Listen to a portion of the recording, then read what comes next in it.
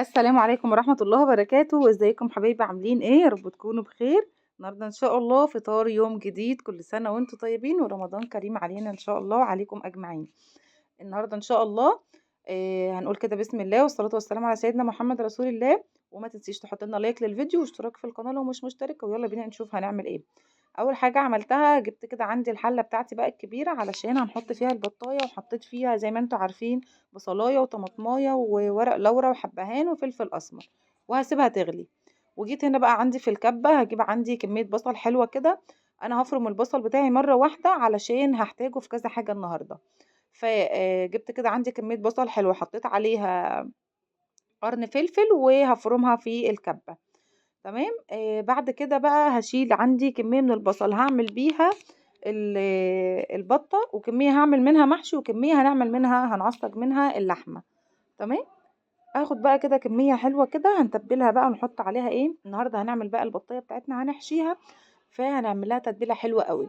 وعايزة اقول لكم هتخلي طعمها خطير يا بنات. بصوا، انا جبت البصل زي ما انتم شايفين، هحط عليه توابل فراخ، واحط عليها توابل لحمة، واحط حبهان مطحون، واحط جنزبيل، واحط قرفة، وهحط فلفل، وهحط كزبرة وكمون. كل التوابل اللي عندك حطيها، بس اهم حاجة حطي معاهم حبهان وتوابل فراخ وتوابل لحمة.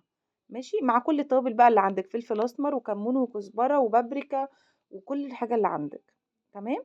هدعك بقى البصل بتاعي كده في كل التوابل اللي انا حطيتها دي علشان البصل عندي يتشرب. وكمان حطيت مع البصل ده حطيت معلقة ملح برضو. هجيب بقى البصلية بتاعتي كده، وطبعا البطاية عندي مغسولة وزي الفل متنضفة. هجيب بقى البصل بتاعي وادخل كده في كل حتة في البطاية، في الجلد بقى تحت الجلد كده من بره ومن جوه، وهدهن كده كل حتة جوه في البصل في البطاية بتاعتي. و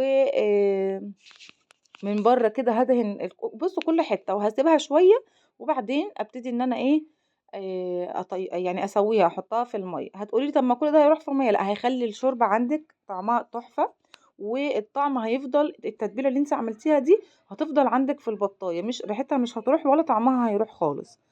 تمام. حطيت بقى كده البطايه بتاعتي هي في الشوربه بقى بتاعتنا، وهسيبها. بصوا الحله دي كانت صغيره فانا نقلتها في حله تانية، وحطيت بقى طبعا الكبدة والرقبة والحاجات بتاعة البطاية معاها. هناخد بقى كمية من البصل تانية هنعمل بيها المحشي. هنحط، انا طبعا كنت هعمل محشي ورق عنب عشان نحشي بيه البطاية. بس اليوم ده بصوا عايزة اقول لكم ان انا بدأت افطار كانت الساعة 4 وحاجة، بدأت ان انا اشتغل كانت 4 وحاجة، واللي هو هعمل كذا حاجة. وبصوا كان ضغط بقى عليا وكده، فحاولت ان انا استسهل. انا بدأت متأخر عشان اليوم ده نزلت السوق، صحيت مثلا على الظهر ولا حاجة ونزلت الشارع وعقبال ما رجعت ومش عارفة ايه. فالدنيا كانت معايا ضغط عليا، وابتديت ان انا اشتغل كانت الساعة 4 وحاجة، فكنت بشتغل بسرعة جدا عشان نحاول نخلص على طول. تمام. حطيت بقى كده جنبي، هنا جنبي اللحمة دي لحمة مفرومة، ده كان نص كيلو. هحط برضو عليه التوابل بتاعته، توابل اللحمة وجنزبيل وفلفل اسمر، وهحط له الملح بس مش دلوقتي، هحط الملح في الاخر. وكمان عندي جنب الحلة هنا بعمل فيها البصل عشان نعمل المحشي بتاعنا، نعمل الخلطة بتاعة المحشي. بصوا الناس اللي بتقولي انت بتحطي فلفل كتير بتعمل، لا انا بحب التوابل يا جماعة، بحب التوابل جدا في الاكل. لو الاكل ما فيهوش توابل انا بحس ان هو طعمه متغير، فانا بحب كده التوابل بتاعتي تكون في الاكل. حطيت طبعا على اللحمة زي ما قلت لكم فلفل اسمر وحبهان وتوابل لحمة. تمام. وهنقلب بقى. وطبعا برضو البصلة كده جنبي شغالة بقلبها من وقت للتاني علشان ما تتحرقش. وبرضو ضربت الطماطم بتاعتي وهجيبها على طول اول ما البصلة تعمل هحطها على طول. تمام. حطيت بقى الطماطم بتاعتي اهي، دي كانت الطماطم عندي كنت مسبكاها، بس لسه مسبكاها يعني قبلها بيوم، فاهميني؟ ف يعني مش اللي في الفريزر ولا حاجة، لا كنت انا جايبة كمية تاني وعملتها.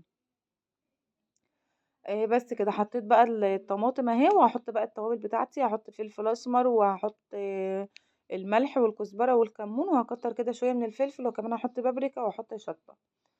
وهسيبه بقى ايه، اسيب الطماطم بتاعتي تتسبك شويه، هي مش هتاخد وقت لان هي اصلا متسبكه. وتكون معايا اللحمه برضو استوت، وهشيل بقى اول ما اللحمه تستوي معايا هشيلها دلوقتي خالص لحد ما اعمل ايه، لحد ما اخلص المحشي. انا كان اهم حاجه عندي ان انا اخلص المحشي الاول، وبعدين اشوف بقى الحاجات التانية. بس انا عصقت اللحمه في الوقت اللي انا واقفه فيه، بسبك التسبيكه بتاعه المحشي عشان ابقى كسبت وقت، اللي هو يعني لما اجي اعمل الجلاش ولا السمبوسه ولا الحاجات دي هتبقى عندي ايه،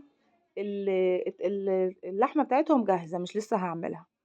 هنا بقى كنت نقلت بقى اللحمه بتاعتي على العين التانية اعلى شويه، وحطيت لها بقى الملح بتاعها، وهنزل بالبصل. انا مش بنزل بالبصل بتاعي غير في الاخر. في ناس بتبدا بان انتي تدي البصل صدمه الاول، انا بحب ان انا ادي الصدمه الاول للحمه وتاخد لون كده وتفك، وبعدين انزل عليها بقى ايه بالبصل. اول ما البصل يبتدي ان هو يدبل معايا وخلاص، بحط التوابل بتاعتي والملح وتمام وكده خلاص. لو بقى هعمل باللحمة دي، هعمل بيها مكرونة بشاميل او نجريسكو او اي حاجة، بزود معايا صلصة على اللحمة. مش هعمل جلاش او سمبوسة بس خلاص، مش بزود لهم طماطم ولا اي حاجة. هنا بقى كنت جبت بقى الطماطم بتاعتي خلاص اتسبكت معايا، فنزلت عندي بالخضار. انا بنزل بالخضار في الاول، وبنزل برضو بخضار تاني بعد ما بحط الرز. فاهميني؟ يعني بحط الاول الخضار مع الطماطم، وبعدين احط الرز وبحط خضار تاني. تمام كده. هقلب بقى الكلام ده كله مع بعضه. وبحب برضو ان انا احط شوية توابل للرز كده تاني، ومع شوية زيت. ومعايا هنا الفلفل والبدنجان اهو، كنت قورتهم وظبطتهم وغسلتهم، ورحت بقى ايه يعني حشيتهم وجبتهم بقى على طول كده. الوقت اللي انا حطيت فيه اللهم صل على سيدنا محمد المحشي يستوي كانت بالظبط الساعة 5، وكان لسه قدامي هعمل جلاش وهعمل سمبوسة وهعمل مكرونة وهعمل شوربة لسان عصفور. فاهميني كانت الدنيا عاملة ازاي؟ بس الحمد لله كله يعني بكرم ربنا الحاجة بتخلص. آه، وعملت كل حاجة الحمد لله، وكان الأكل زي الفل، وكلنا وشبعنا، وكان أكل ما شاء الله عليه، وكان فطار حلو جدا. طبعا البنات بقى اللي بتعزم وكده، دي برضو افكار اهي للعزومه. اعملي بط وجلاش وسمبوسه وحاجات حلوه من دي. اتفرجي على الفيديو بتاعي بقى كده واعملي زيي، ماشي؟ خليكي شطوره. هنا بقى جبت بقى لفه الجلاش بتاعتي. عايزه اقول لكم لفه الجلاش كنت جايباها هي والسمبوسه طازه، اللي هي مش محطوطه في الفريزر. دي بتبقى حلوه جدا يا بنت، بتعمل يعني بتوفر معاكي في الوقت، وبتبقى حلوه جدا وطريه كده، اللي هي تحس ان هي لسه معموله. انا كنت جايباها من هنا، يعني من ناس اللي هم بتوع الكنافه والقطايف وكده، بيبقى عندهم الحاجات دي طازه. تمام. حطينا بقى الجلاش زي ما انتوا عارفين، بنعمل بين كل ورقتين بنحط سمنه، بندهن سمنه. وبعد كده احط عندي اللحمه. بصوا، هو اللفه دي انا لما كنت باجي اشيل كده، كانت عشان هي طازه فكانت بتتقطع، كل يعني ايه بتتقطع مني، اتقطعت مني كام واحده كده. فمش مشكله خالص، مع انتي ظبطي كده من الجناب والبتاع، كل حاجه هتتظبط معاكي، مفيش حاجه اسمها بقى دي اتقطعت مني مش هتنفع، لا، كله شغال وكله زي الفل، هيبقى زي الفل معاكي ان شاء الله. جبت بقى اللحمه بتاعتي كده وحطيتها في النص، وحطيت بقى بعد كده الورق الباقي، وظبطتها وحطيت السمنه بتاعتي كده من فوق، وهبتدي ان انا بقى ايه اقطعها وهشربها على طول. يعني فاهميني؟ انا هحط التشريبه بتاعتي على الجلاش على طول، مش هدخله الفرن وبعدين اطلعه واعمل تشريبه، لا، انا هحطها على طول في الوقت ده. جبت كده عندي بقى بضايه، وهحط عليها ملح وفلفل اسمر وكوبايه من اللبن، وهشربها وادخلها الفرن. تمام كده، خلصنا من حاجه هي كمان. كل ده بقى كانت البطاية عندي انا مولعة عليها عشان تستوي كويس وتبقى حلوة، يعني تبقى مستوية ايه. انا بحب البطاية بتاعتي تبقى اللي هي اللحم بتاعها مهري كده، بتبقى حلوة، فاهميني؟ ما بحبهاش تشد معايا. قلبت كده اهو بقى البيضة مع اللبن مع الملح والفلفل، وهبتدي بقى اشرب ايه الجلاش بتاعي